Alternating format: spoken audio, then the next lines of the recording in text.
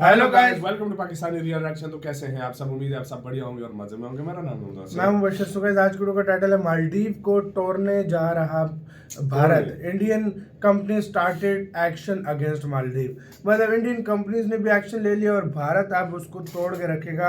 भारत इस तरह गुस्से में आया हुआ है। तो देखते हैं क्या हुआ है। जी की दृष्टि का वीडियो काउंट करते हैं। 3, 2, 1 एंड स्टार्ट। जिस तरह से भारत के लोगों ने मालदीव को सबक सिखाया है, मालदीव उसकी भरपाई करने के लिए चीन के आगे गिड़गिड़ा रहा है। आपको बता दें कि मालदीव के राष्ट्रपति मोहम्मद मुइज्जू चीन पहुंचे हुए हैं और चीन के राष्ट्रपति से मालदीव को अच्छा टूरिज्म सेक्टर बनाने के लिए इन्वेस्ट करने की बात कर रहे हैं, जिससे चीन और मालदीव के बीच ज्यादा से ज्यादा फ्लाइट उड़ान भर सके और जो क्रूज शिप है उनकी संख्या में भी बढ़ोतरी की जा सके। लेकिन अब चीन पहले की तरह नहीं रहा, क्योंकि वह पहले से ही कर्ज में डूबा हुआ है और मालदीव के जिन 3 मंत्रियों ने गंध फैलाई थी वह पूरे इंटरनेशनल में फैल चुकी है। फिलहाल चीन से पहले मालदीव के राष्ट्रपति तुर्की गए हुए थे और तुर्की ने जिस तरह से मालदीव का स्वागत किया है, इससे मालदीव दोबारा तुर्की जाने के बारे में नहीं सोचने वाले हैं। मालदीव के राष्ट्रपति मोहम्मद मुइज्जू तुर्की से कर्ज लेने के लिए पहुंचे हुए थे, लेकिन तुर्की इस समय खुद अपने देश को नहीं बचा पा रहा है। भला वह मालदीव की मदद कैसे करेगा?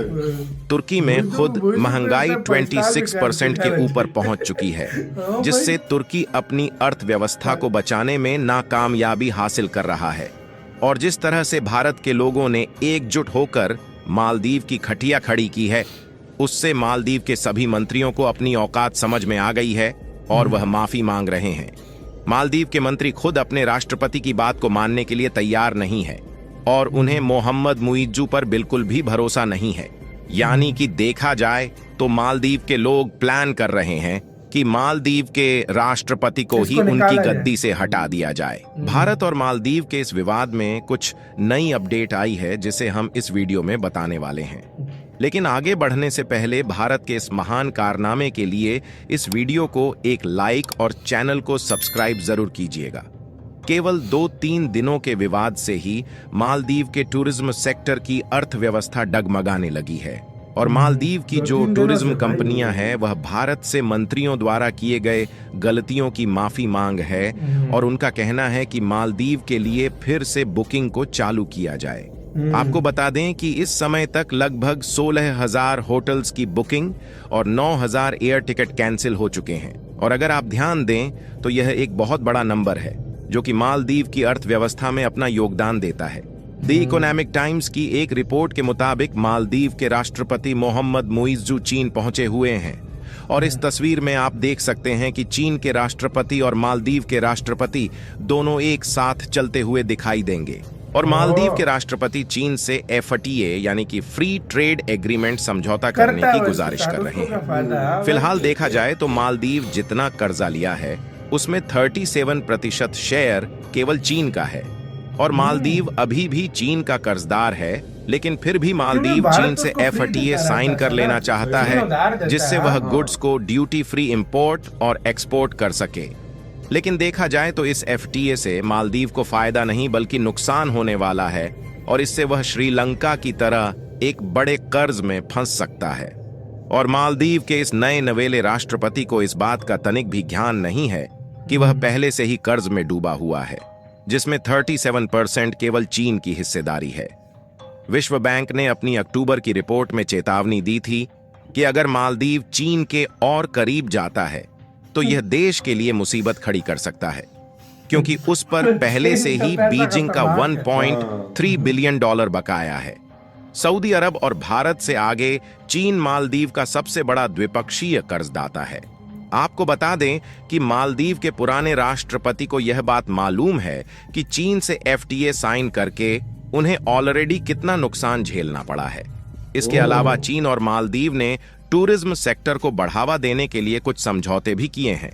इसके अलावा अगर लक्षद्वीप पर ध्यान दिया जाए तो रतन टाटा ने लक्षद्वीप में 2 ताज होटल बनाने का अनाउंसमेंट कर दिया है, जिसमें वह सारी सुविधाएं उपलब्ध होगी जो कि मालदीव में ही देखने को मिलती है, जिसमें से एक होटल सुहेली में और एक कदमत में बनाया जाएगा और इन दोनों होटल में 110 कमरे बनाने की बात की गई है।